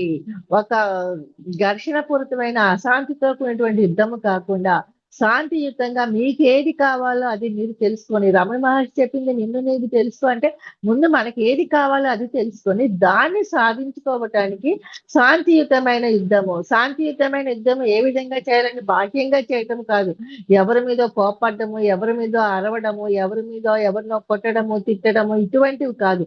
మన లోపల ఉన్నటువంటి అణువణువున కూడా ఆ వాటిలతోటి అనుసంధానమై వాటితోటి యుద్ధం చేయాలి మనకి. ఎందుకంటే ఆ ద్వంద్వపు పరిధిలో మనం ఉన్నాం కాబట్టి ఆ ద్వంద్వపు దీటులోని మనలోని ఏవైతే నకారాత్మకమైనటువంటి భావాలు కావచ్చు, పనులు కావచ్చు, ఆ యొక్క ఆలోచనలు కావచ్చు వస్తున్నాయో వాటితోటి మనం యుద్ధం చేస్తూ అనుక్షణము వాళ్ళు ఎలాగైతే మనం ఒక ఇంటిని శుభ్రంగా ఉంచుకుంటామో, ప్రతిరోజు తుడుస్తూ తడిగుడ్డు పెట్టుకుంటూ ఆ ఇంటి అందంగా ఉంచాలనుకుంటాము. అలాగే ఈ శరీరాన్ని కూడా ఒక దేవాలయంగా మార్చుకోవడానికి మనం అణువణువుని కూడా మనము శుభ్రం చేసుకోగలిగినప్పుడు ఆ జీవుడే ఒక దేవుడై, ఈ ఆత్మే ఒక పరమాత్మ అయి మనలోనే జీవిస్తూ ఉంటాడనమాట. అటువంటి ఆ జీవము ఆ సజీవముగా ఉండడానికి చిరంజీవత్వాన్ని పొందటానికి ఆ సమయాన్ని మనం ఏదైతే సాధనకు ఉపయోగించుకుంటామో ఆ మూల చైతన్యం నుంచి ఏదైతే జ్ఞానాన్ని మనం పొందుతామో ఆ జ్ఞానాన్ని మనము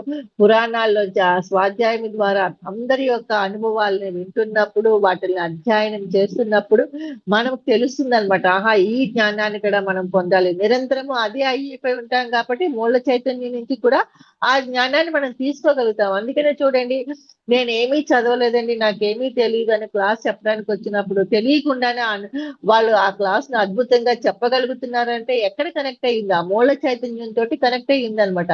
ఆ మూల చైతన్యం తోటి ఆ యొక్క విజ్ఞానమయ కోసం తోటి కనెక్ట్ అయిపోతున్నప్పుడు ఏమవుతుందంటే అక్కడ ఉన్నది ఇక్కడ ఉన్నది ఒకటే అనేటప్పుడు ఒక ఏకత్వపు దీంట్లోకి వచ్చేసేటప్పటికల్లా ఏమవుతుందంటే ఆ ఫ్లో అనేది అలా వచ్చేస్తుంటుంది.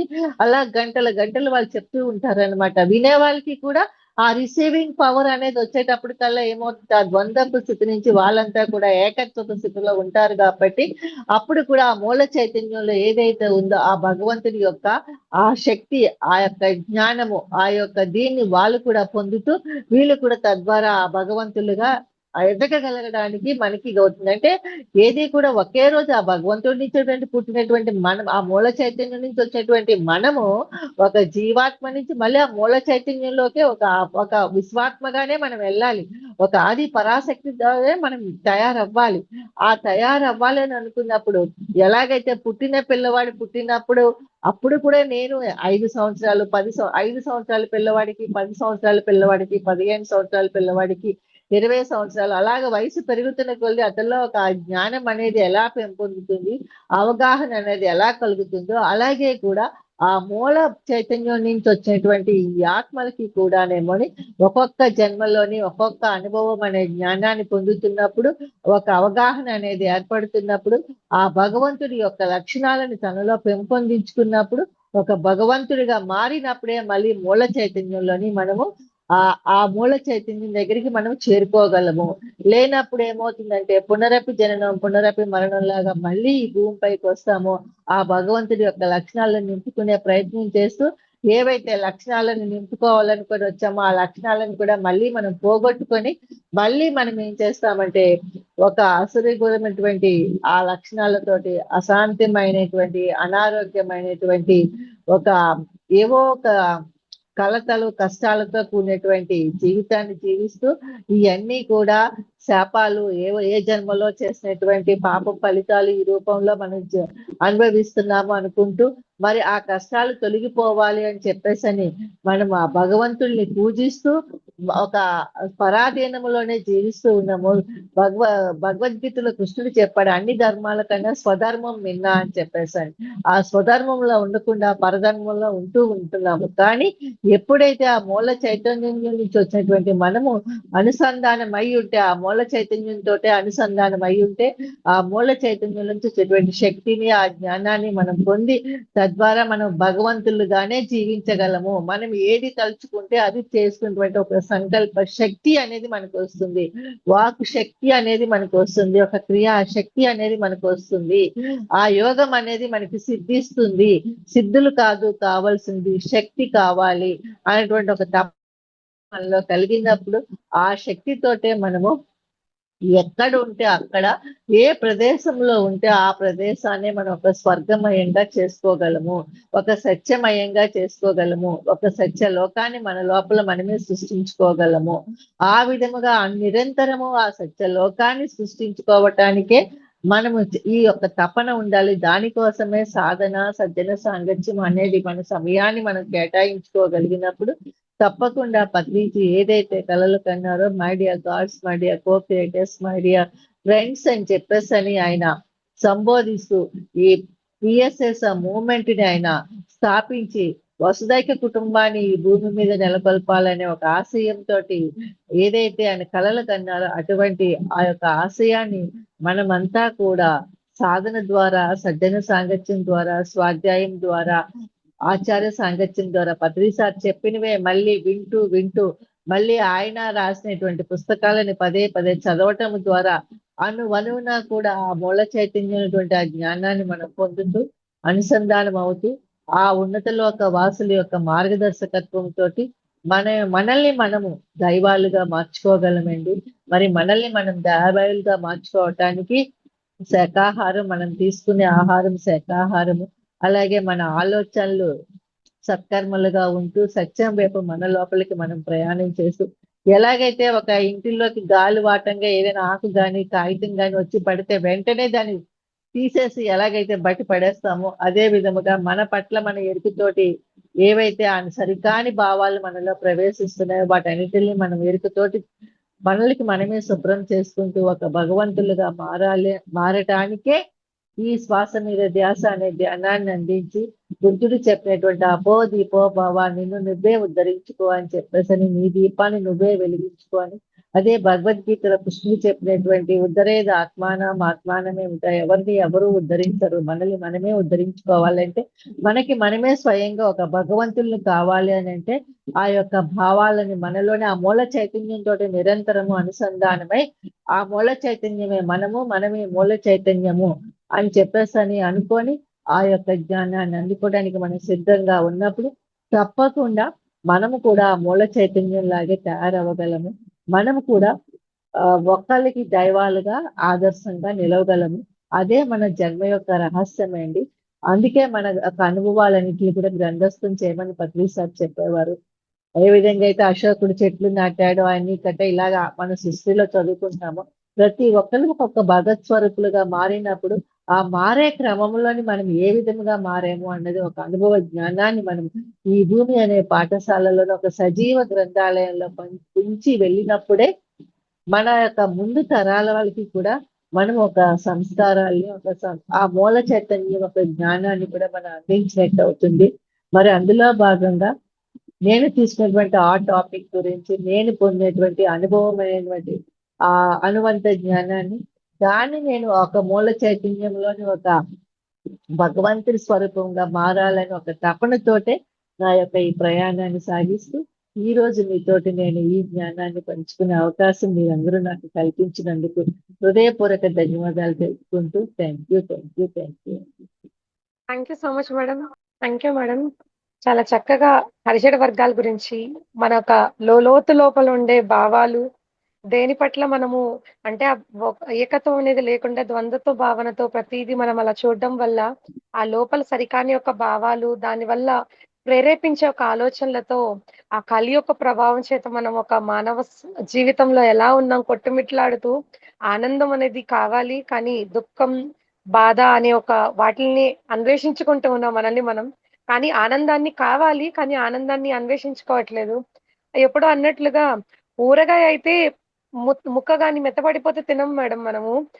కొత్త ఆవకాయే రుచి అని అంటాం. కానీ మన జ్ఞాపకాలు, తర్వాత మన లోపల ఉండేవంతా కూడా గతంలో ఎప్పుడెప్పుడువో తవ్వుకుంటాం. సంవత్సరాల తరబడి చిన్నప్పటివంతా కూడా సరికానివంతా కూడా నెమరేసుకుంటూ ఉంటాం ఒక ఆవులాగా. చాలా చక్కగా మన ఒక భావాలు, హరిషడ్ వర్గాలనేవి నియంత్రించుకుంటే మాత్రమే ఆ యోగత్వాన్ని సిద్ధి చేసుకోగలుగుతాము అని చెప్పని, జనక మహారాజు గురించి, రమణ మహర్షి గురించి, ఆ యోగుల గురించి అంతా కూడా చాలా చక్కగా వాళ్ళొక స్టోరీస్‌గా రూపంలో వాళ్ళు ఎలా యోగత్వాన్ని పొందారు, ఆ పొందిన ఒక మార్గంలో నడిచి వాళ్ళని ఒక జ్ఞానం ఏ జ్ఞానంతో వాళ్ళు నడిచారో అది ఆచరించి మాత్రమే వాళ్ళలాగా మనం అవ్వగలుగుతాం. అంటే యోగత్వాన్ని సిద్ధించుకోగలుగుతామని ఇందాక మీరు చెప్పినట్లుగా రమణ మహర్షి గారు చెప్పినట్లుగా నిన్ను నువ్వు తెలుసుకో. అంటే మనని మనం తెలుసుకోవాలి. అంటే మనని మనం తెలుసుకోవడం అనంటే మనము మూల చైతన్యము. మనమంతా కూడా ఉండేది అంటే భూమి మీదకొచ్చి మీరిందాక పాఠశాల ఇక్కడంతా నేర్చుకునేదే ఉంటుంది. అలా నేర్చుకునే దాని యొక్క దృష్టికోణంలో గాని చూస్తే ఇదంతా కూడా సమస్యలనేవి చిన్నబోతాయి. ఎందుకనంటే ఎప్పుడు అంటే భూమి అనేది ఒక కర్మాగారం అంటారు. అంటే కారాగారం అనేది జైలయితే, భూమి అనేది కర్మాగారం. కర్మ చేసిన జీవులు మాత్రమే ఇక్కడ భూమి మీద ఉంటాయి మాస్టర్స్. ఖచ్చితంగా ప్రతి ఒక్కరికి కర్మానుసారంగా వాళ్ళొక జీవితంలో ఎదురవుతూ ఉంటాయి పాత్రలు, సన్నివేశాలు, సిట్యుయేషన్స్ అంతా కూడా. వాటిల్ని ఎప్పటికప్పుడు జ్ఞానాన్ని మనం తెలుసుకుంటూ, వాటిల్ని వాళ్ళన్నారు కదా! మళ్ళా వాళ్ళని అనకుండా వెనక్కి, ఆ గొప్పగా ఎలా మనము వాటిని నియంత్రించుకొని జీవించాలి, ఆ యోగత్వాన్ని ఎలా చేసుకోవాలి మీరిందాక క్లాస్‌లో చెప్పినట్లుగా శాంతియుతమైన యుద్ధం మాత్రమే చేయాలి అని చెప్పని, ఆ ద్వంద్వత్వాన్ని విడనాడి ఏకత్వంలోకి రావాలని చెప్పని, ప్రతీదీ కూడా చాలా చక్కగా ఆ అరిషడ్ వర్గాలదంతా కూడా చాలా చక్కగా చెప్పారు మేడం. ఆ మూల చైతన్యము ఎంత గొప్పది. అలా దాంట్లోపలికి వెళ్తూ ఉన్నాం ధ్యానం ద్వారా. కానీ అది కాలేకపోతున్నాము అనంటే లోపం మనలోనే ఉంది మాస్టర్స్ ఖచ్చితంగా. ఇందాక మేడం చెప్పినట్లుగా ధ్యానం చేసిన ఒక శక్తిని పొందుతూ ఉన్నాం. కానీ దాన్ని సరిగ్గా సరి అయిన మార్గంలో వినియోగించుకోవట్లేదు. జ్ఞానాన్ని తెలుసుకుంటూ ఉన్నాం. కుండపోత వర్షం పడిందండి. అది ఎక్కడ నిల్వ లేకపోతే నీళ్లు ఉండవు కదా మనకు తాగేదానికి. అంటే పడే దాంట్లో జ్ఞానం పొందే దాంట్లో లేదండి. దాన్ని పొందిన తర్వాత ఎవరు ఎంత చక్కగా వాళ్ళని ఒక జీవితంలోకి అన్వయించుకొని ఆచరిస్తారో వాళ్ళే యోగులవుతారు. అలాగే అయిన వాళ్ళే బ్రహ్మర్షి పత్రి సార్ గారు. అందుకే ఇంత గొప్ప యోగుల్ని మనల్ని తయారు చేయాలి అనే ఒక తపనతో ఆయన పొందిన జ్ఞానమంతా కూడా ఒక సొసైటీ రూపంలో చేసి అందరికీ కూడా అందించారు. Thank you so much madam. చక్కటి మీ యొక్క విలువైన సమయాన్ని కేటాయించి, చక్కటి టాపిక్‌తో అద్భుతమైన జ్ఞానాన్ని మాకు ఈరోజు అందించారు. Thank you so much madam. Masters అందరికీ కూడా అన్‌మ్యూట్ ఇస్తున్నాను మాస్టర్స్. మేడంతో ఎవరైతే మాట్లాడాలనుకుంటున్నారో దయచేసి అన్‌మ్యూట్ చేసుకొని మాట్లాడండి మాస్టర్స్. మేడం ఇందాక మీరు చెప్పిన దాంట్లో ఒక చిన్న డౌట్ మేడం. అంటే ఏం సంకల్పాలు చెప్పండి. పెడితే అది కూడా సిద్ధులతో సమానమవుతుంది అని అన్నారు కదా! దేనికోసం సంకల్పాలు. కానీ చాలా మంది ఇక్కడికొచ్చిందే మనము ఆనందంగా బతకడానికి కదా! మనకేది కావాలో అది అడిగితే కదా ఇస్తుంది. దానికోసము ధ్యానం చేస్తే వస్తుంది కదా! అని చెప్పని అలా ఆ కోణంలో గూడా చెప్పేవాళ్ళుంటారు కదా మేడం. అంటే అది కరెక్ట్ కాదా అని మేడం? అంటే పెట్టుకోకూడదు కదా! అంటే సంకల్పాలు దేనికి పెడుతున్నామో అని ఒక అవేర్నెస్ ఉండాలి కదా. ప్రతిదానికి చిన్నదానికి ప్రతిదానికి సంకల్పాలు పెట్టేస్తున్నప్పుడు మరి గాలిలో దీపం పెట్టి మనం ఉన్నట్టే కదా. మన ప్రయత్నం ఎక్కడుంది? అవును మేడం. సంకల్పాలు మనం పెడుతున్నాము. మనం పెట్టిన సంకల్పాలు సిద్ధించాలి అని అన్నప్పుడు ఆ సంకల్పం సిద్ధించడానికి కావాల్సిన శక్తి మన దగ్గర ఉందా లేదా అన్నది కూడా మనం తెలుసుకుని ఆ సంకల్పం పెట్టుకోవాలి. అవును మేడం. అంటే ప్రతిదానికి ధ్యానం చేస్తే వచ్చేస్తుంది అని చెప్పేసి అనుకున్నప్పుడు ఇప్పుడు భగవంతుడు మనకి ఆ మూల చైతన్యం నుంచి మనం పొందడానికి ఒక ఒక అనంతమైన జ్ఞానాన్ని గాని అనంతమైన శక్తిని గాని మనం పొందగలిగే అర్హత ఉండి కూడా మనం చిన్న దీని దగ్గర ఆగిపోతున్నప్పుడు మన సంకల్ప శక్తి అక్కడ వేస్ట్ అయిపోతుంది కదా. అవును మేడం. ఈ ఏదైతే మనం కోణంలో చాలా కరెక్ట్ మేడం. ఆ మూల ఆ, చైతన్యం అన్నప్పుడు ఇవంతా కూడా చిన్న చిన్నవి. అంటే ఇక్కడికొచ్చింది ఇది దేహంతో కూడుకున్న ఉమ్, ఇవంతా కూడా అవి ఉమ్. చిన్నపోతుంది. అవును మేడం. చిన్నపోతుంది. మన లక్ష్యం ఏంటి? ఆ మూల చైతన్యం లాగా అవ్వాలి అని చెప్పేసాను. ఈ చిన్న చిన్న సంకల్పంతోటి మన లక్ష్యాన్ని మనం అక్కడే ఆగిపోతున్నాం అన్నమాట. ఇప్పుడు ద్రోణాచార్యుడు 5గురు పాండవుల్ని చూపించి కౌరవులతో పాటు అక్కడ చూపించినప్పుడు అందరికీ అడిగారు అక్కడ చెట్టు మీద ఏం కనిపిస్తుంది అని చెప్పేసి అని పక్షి పెట్టినప్పుడు ఒక అర్జునుడికే పక్షిలోని గుడ్డు కనిపిస్తుంది అని చెప్పేసి అని చెప్పాడు. మిగతా వాళ్ళంతా చెట్టు కనిపిస్తుంది, పక్షి కనిపిస్తుంది, కాయ కనిపిస్తుంది, పండు కనిపిస్తుంది ఇలా చెప్పారు. అంటే ఏంటి? వాళ్ళ సంకల్పాలు అక్కడే ఉన్నాయి. కానీ ఆ మూల చైతన్యం ఉన్నటువంటి సంకల్పం అక్కడ గురువే మూల చైతన్యం అనుకున్నప్పుడు ద్రోణాచార్యుడు ఏదైతే కోరుకున్నాడో ఆ యొక్క శక్తి ఆ యొక్క దీని సంకల్పము ఒక అర్జునుడిలోనే ఉంది. అందుకే అర్జునుడు అలా చెప్పగలిగాడు అనమాట. అలాగా మనము కూడా మూల చైతన్యం నుంచి ఎందుకని వచ్చాము ఈ భూమి మీదకి? మనము కూడా ఒక భగవంతుడిలాగా మారాలనుకునే వచ్చాం. కానీ మళ్ళీ మన సంకల్పాలు ఎక్కడ పెట్టుకుంటున్నాం? మనం ఆ భగవంతుడిలా ఇచ్చే వాళ్ళుగా కాకుండా తీసుకునే వాళ్ళలాగా అయిపోతున్నాం అన్నమాట. అవును మేడం. కరెక్ట్‌గా చెప్పారు మేడం. అంటే మూల చైతన్యం కోణంలో నుంచి చూసినప్పుడు అవి చిన్న చిన్నవి అంటే చిన్న పిల్లలకి ఎలా అయితే చాక్లెట్‌లు, బిస్కెట్‌లు ఉన్నదో ఆ, అలాగనమాట. మనం మూల ఇంకా ఇక్కడ చైతన్యం నుంచి ఉమ్, ఇంకా ఎక్కువ తీసుకోవాలి మనం. అందుకే థింక్ బిగ్ అచీవ్ బిగ్ అనేవారు పత్రిస్తో. అవును మేడం. అలానే ఆ దృష్టికోణం అనే దాని గురించి చాలా చక్కగా ఇది మీరు చెప్పిన ఒక ఉదాహరణ తీసుకోవచ్చు మేడం. అంటే అందరికీ వేరే వేరే కోణాల్లో చూసారు. అందుకని అలా ఉంది. అంటే అందుకే అంటారు సృష్టిలోనే లోపం ఉంది. కానీ సృష్టిలో ఎక్కడ సృష్టిలో సృష్టిలో లేదు లోపం లోపం. లేదు అని. చాలా చక్కగా చెప్పారు మేడం సంకల్పం గురించి. అంటే ఏదైనా కూడా మనకి ఏది చేసినా కూడా అప్పుడు ఉన్నటువంటి స్థితిని బట్టి అప్పుడు ఉన్నటువంటి అజ్ఞానాన్ని బట్టే చేస్తాం. కానీ దాని నుంచి కూడా మనం బయట పడగలగాలి. ఇప్పుడు పత్రి సార్ కూడా ఈ జ్ఞానాన్ని మరి ఆయన కూడా అంటే మన త్రేతాయుగంలోనే మనంతా కలిపి జీవించి ఆ మూల చైతన్యం నుంచి వచ్చేటువంటి మనం అంతా కూడా తర్వాత ద్వాపర యుగంలో కూడా ఈ ఆత్మ జీవించింది. మనం అంతా కూడా ఉన్నాము. ఇప్పుడు కలియుగంలో కూడా మనం అంతా కలిపి ఉన్నాము. కానీ మరి ఆ గతం తాలూకా జ్ఞాపకాలన్నీ మనలోని మరుగున పడిపోయి ఉన్నప్పుడు వాటిలన్నింటినీ మనం గుర్తు చేసుకుంటూ ఈ ధ్యానము ద్వారా ఒకరికొకరు తట్టి లేపుకుంటూ మనం కలిసి ప్రయాణం చేస్తూ ఉన్నప్పుడు ఒక అవగాహన అనేది వచ్చినప్పుడు చివరి ఆఖరికి మనకి దేనికి పెట్టాలి సంకల్పము దేనికి పెట్టకూడదు అనే ఒక జ్ఞానం కూడా అవసరం కదా మనకి. అవును మేడం. అవసరం ఆ జ్ఞానం లేకే మనం అప్పుడు ఆ చేస్తూ ఉన్నాము. ఆ జ్ఞానం వచ్చేటప్పటికి ఏమవుతుంది? రాను రాను ఇంకా అసలు సంకల్పాలు లేకుండానే మనం చేసేవచ్చు. మొదట్లో పత్రిసారు మరి ఆయన జర్నీ అలాగే స్టార్ట్ అయింది. ఎక్కడైనా సరే ఎవరి అందులో అంటే ఆ భగవంతుడిగా మారటం ఎలాగా ఆ చైతన్య శక్తిని ఎలా తీసుకోవడం ఆ జ్ఞానాన్ని ఎలా తీసుకోవడం అనుకున్నప్పుడు ఆయన కనిపించిందే కాకుండా అందరికీ ఆ విధంగా అవుతుందా లేదా, మూల చైతన్యం అందరు ఒక శక్తి జ్ఞానం అందరికీ సమానంగా అందించబడుతుందా లేదా అని చెప్పేసి అని ఆయన ఎక్స్పెరిమెంట్లు చేసుకుంటూ ఆ పిరమిడ్ లో ఎవరైనా ధ్యానం చేసినా, ఎవరైనా ఆ చెలక్కాయలు అమ్మే వాడికి డబ్బులు ఇచ్చి ధ్యానం చేయించి అతని యొక్క శక్తి ఎంతవరకు కరెక్ట్ ఇలాగ ఎక్స్పెరిమెంట్లు చేసుకుంటూ చేసుకుంటూ వెళ్ళేటప్పటికి చివరాఖరికి వచ్చేటప్పటికి ఆయన చేతిలో ఒక పైసా లేకుండా, ఒక ఫోన్ లేకుండా కూడా ఆయన ఒక నడియాడే దేవుడు అయిపోయారు కదా. ఆయన ఎక్కడ ఏది సంకల్పం పెట్టమని చెప్పలేదు, ఎవరిని ఆహ్వానించలేదు కూడా. అందరినీ ఇంకా మన పిరమిడ్ మాస్టర్లు మన భూమి పైన ఉన్న వాళ్ళందరినీ కూడా మీరే దేవతలు, my dear gods, my dear co creators అని మనల్ని సంబోధిస్తూ మనలో ఉన్నటువంటి శక్తిని గుర్తు చేసే ప్రయత్నమే చేశారు కానీ పైనున్న దేవుణ్ణి పిలిచి ఆహ్వానించి వాళ్ళందరినీ మనలో ఉంచే ప్రయత్నం ఆయన ఎప్పుడు చేయలేదు. కాకపోతే మనమే దేవతలము ఎప్పుడు అవుతున్నామా అని అంటే మనల్ని మనం శుద్ధ్యం చేసుకున్నప్పుడు ఆ పైన ఉన్నటువంటి ఆ దేవతా శక్తులే మన బాడీని తీసుకొని ఉంటారు అనే యొక్క అవగాహనను కూడా ఆయన కలిగించారనమాట. అందుకనే మన వెనకతలు ఎప్పుడు కూడా ఇద్దరు మాస్టర్స్ ఉంటారు అని చెప్పేసి ఆయన చెప్పడంలో కూడా కారణం అదే. అవును మేడం. అంతా ఒక జ్ఞానమే మనకి ఒక నాలెడ్జ్ ఉంటే మనకు అర్థమవుతుంది అనమాట అంతా కూడా.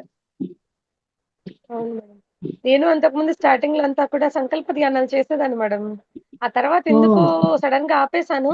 కానీ ఇప్పుడు ఎవరు చెప్పినా లోపల యాక్సెప్టెన్స్ అవ్వదు మేడం నాకు.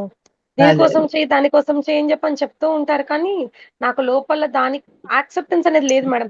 అంటే ఏంటి ఏదో చేసి కూర్చొని దానికి తెచ్చుకునేది ఏంటి, ఏదైతే ఉందో అది వస్తుంది ఇప్పుడు కదా ఖచ్చితంగా అని.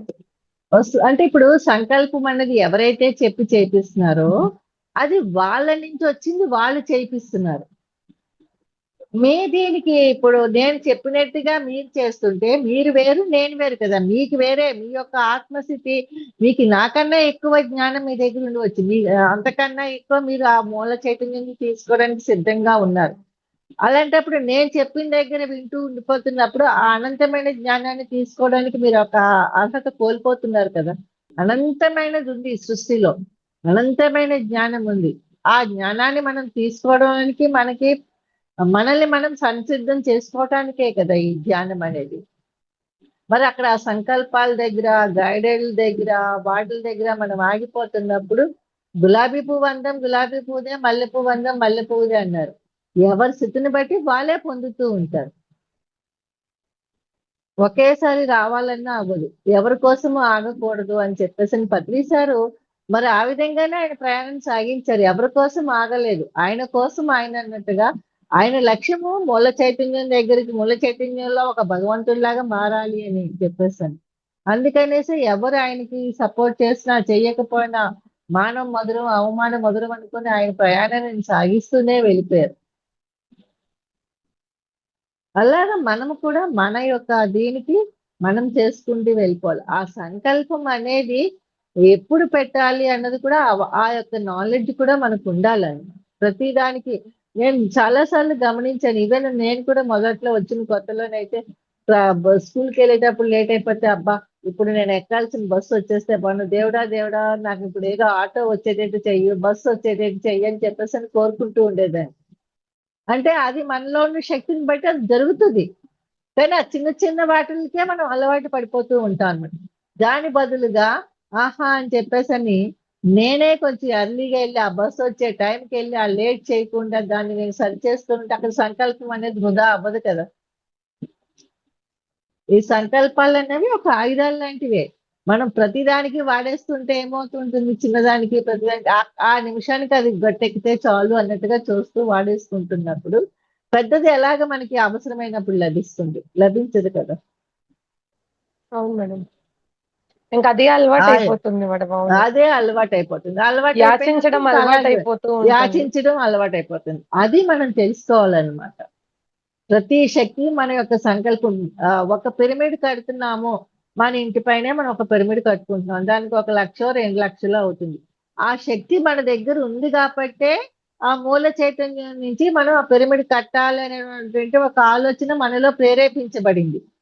ఆ మూల ఆలోచన ఎప్పుడైతే వచ్చిందో ఒక శక్తి రూపంలోని దానికి కావాల్సిన సహకారము కూడా మూల చైతన్యం నుంచి మనకు అందించబడుతుంది. కానీ మనం ఏం చేస్తున్నాం, మూల చైతన్యం నుంచి ఆ సహకారం తీసుకోకుండా ఇక్కడే మళ్ళీ ఇక్కడ ఎవరెవరో ఒకరి దగ్గర నుంచి మనము అది మళ్ళీ కలెక్ట్ చేసుకోవడము, వేసుకోవడం చేసుకొని మళ్ళీ యాచించడం దీంట్లోకి మనం వెళ్ళిపోతున్నాం అన్నమాట. ఒకడు ధ్యానయజ్ఞాలు చేసినప్పుడు పత్రిస్తారు ఆ మూల చైతన్యం నుంచి వచ్చినటువంటి ఆ ఒక ఆలోచనతోటి తీసుకున్నప్పుడు ఆ యజ్ఞ నిర్వహణ అంతా కూడా భారం ఎవరిపైన ఉంచేవారు, ఆ మూల చైతన్యం పైనే ఉంచేవారు. అందుకని చెప్పేసి మరి ఆ మూల చైతన్యం పైన ఉంచేటప్పుడు మూల చైతన్యమే అంతా కూడా ఎవరి ద్వారా అది ఎప్పుడు ఏ సమయంలో ఎలా నిర్వర్తించబడాలో అలా నిర్వర్తించేది. రావాల్సినటువంటి వనరులన్నీ కూడా అలా వస్తూ ఉండేవి. కర్మలో వేలు పెట్టకపోవడం అంటే అది, కర్మ సిద్ధాంతం అంటే అది అన్నమాట. స్వేచ్ఛ అంటే అది. యూనివర్స్ కి వదిలేస్తున్నప్పుడు యూనివర్సే చూసుకుంటుంది అని అనుకున్నప్పుడు, ఆ యూనివర్సే మనల్ని నడిపిస్తుంది అని అనుకున్నప్పుడు మనం ఆ యూనివర్స్ తోటి కనెక్ట్ అవ్వడానికి చూడాలి. ఆ మూల చైతన్యం తోటి మనం కనెక్ట్ అయ్యేటట్టు ఉండాలన్నమాట. ఇప్పుడు ఒక కుక్క పిల్లకి మనము బెల్ట్ వేసి తీసుకెళ్తున్నప్పుడు ఆ తాడుని ఎలా మన చేతిలో పెట్టుకుంటే అది ఎలాగైతే మన వెనకాతలు వచ్చేస్తుందో, ఒక తోలు బొమ్మ ఎలాగైతే ఇది అవుతుందో అలాగే ఆ యజమాని మీద నమ్మకంతో ఆ కుక్క ఎలాగైతే ప్రయాణం సాగిస్తూ ఉంటుందో అలాగే మూల చైతన్యం మీద నమ్మకము విశ్వాసంతో మనము ఆ దాని మీద దృష్టి ఉంచి మనం దీన్ని పెట్టుకున్నప్పుడు అవేర్నెస్ తోటి ఉంటున్నప్పుడు మూల చైతన్యం యొక్క పరిధిని దాటి వెళ్ళిపోకుండా మనం ఉంటున్నప్పుడు తప్పకుండా మూల చైతన్యం మనల్ని నడిపిస్తుంది. అందుకే పత్రిసారి ఎప్పుడు నా గొడుగు నీడలోంచి ఎవరు వెళ్ళిపోవద్దు అంటుండేవారు. మనం ఎప్పుడైతే పరాకులోకి పరధ్యాసలోకి వెళ్ళిపోతామో మూల చైతన్యంతో విడిపడినట్టే లెక్క. నిరంతరము మూల చైతన్యం ఏంటి, మన శ్వాస రూపంలోనే ఉంది. అవును మేడం. ఆ శ్వాసను గమనిస్తున్నప్పుడంతా కూడా మనం మూల చైతన్యంతో అనుసంధానం అయ్యింది. ఆ శ్వాసను గమనించలేనప్పుడు పరధ్యాసలో ఉన్నప్పుడు మూల చైతన్యంతో మనకు అనుసంధానం కోల్పోతాము. అప్పుడు ద్వంద్వత్వం అనేది మనలో ప్రవేశిస్తుంది. మాయ అనేది అరిషడ్ వర్గాలు అనేది మనలో ప్రవేశిస్తాయి. అవును మేడం. మీరు ఇందాక చెప్పిన ఉదాహరణ చాలా చక్కగా ఉంది మేడం. అంటే పిరమిడ్ అనేది కట్టాలి అని ఒక ఆలోచన వచ్చింది అని అంటే అందరికి ఇల్లు కట్టుకోవాలి, అది కొనుక్కోవాలి, ఇది కొనుక్కోవాలి అనిపిస్తుంది. కానీ అలాంటిది ఒక పిరమిడ్ కట్టాలి, అది మనీ లేకపోయినా అంటే ఒక ఆలోచన వచ్చింది అని అంటే అక్కడ మనము నిర్మించుకునే అంత ఒక సమర్థత మన లోపలే ఉంది. ఆ అవును. సమర్థతని, ఆ నమ్మకాన్ని కోల్పోయి అక్కడ మన మీద ఒక పట్టు బయట అడగాలి, చెయ్యాలి, ఫండింగ్ అని చెప్పనేసేసి అట్లా ఎతుకుతున్నాం. అంటే మన ప్రయత్నం అనేది చిన్నబోతోంది. బయట నుంచి తెచ్చుకోవాలి అంటే అక్కడ కూడా యాచించడమే కదా మేడం. అంటే అంటూ యాచించడం ఉంటారు అక్కడ మేడం చిన్నప్పటి నుంచి పిల్లలు అమ్మ నాకది కావాలి, అమ్మ నాన్న నాకిది కావాలి, నాకది కొనివ్వు, ఇది కొనివ్వు అంటే మనకి అంటే ఎవరిని తప్పు కాదు గాని మేడం ఇక్కడ చిన్నప్పటి నుంచి మనకి తల్లిదండ్రుల దగ్గర నుంచి అడగడము, వాళ్ళు కొనివ్వడము, యాచించడం అనేది అట్లా అలవాటైపోతూ వచ్చింది మేడం మనకి స్టార్టింగ్ నుంచి కూడా. అవును. అంటే అవును. మనకి మనము ఏదైనా కూడా సంపాదించుకోగలుగుతాము అనేది అక్కడ విత్తనం అనేది అక్కడ మొలక అనేది రాలేదన్నమాట. అది అన్నీ ఇప్పుడు జ్ఞానంతో ఖచ్చితంగా మార్చుకోవచ్చు మేడం. చక్కగా చెప్పారు madam last. Thank you so much madam. Masters ఇంకెవరైనా మేడంతో మాట్లాడతారా అండి? అందరికి అన్‌మ్యూట్ ఇచ్చేయండి masters. Okay madam. Session close చేసుకుందాం madam. Okay. Thank you. Thank you. Thank you so much madam. చక్కటి జ్ఞానాన్ని మాకీరోజు అందించారు.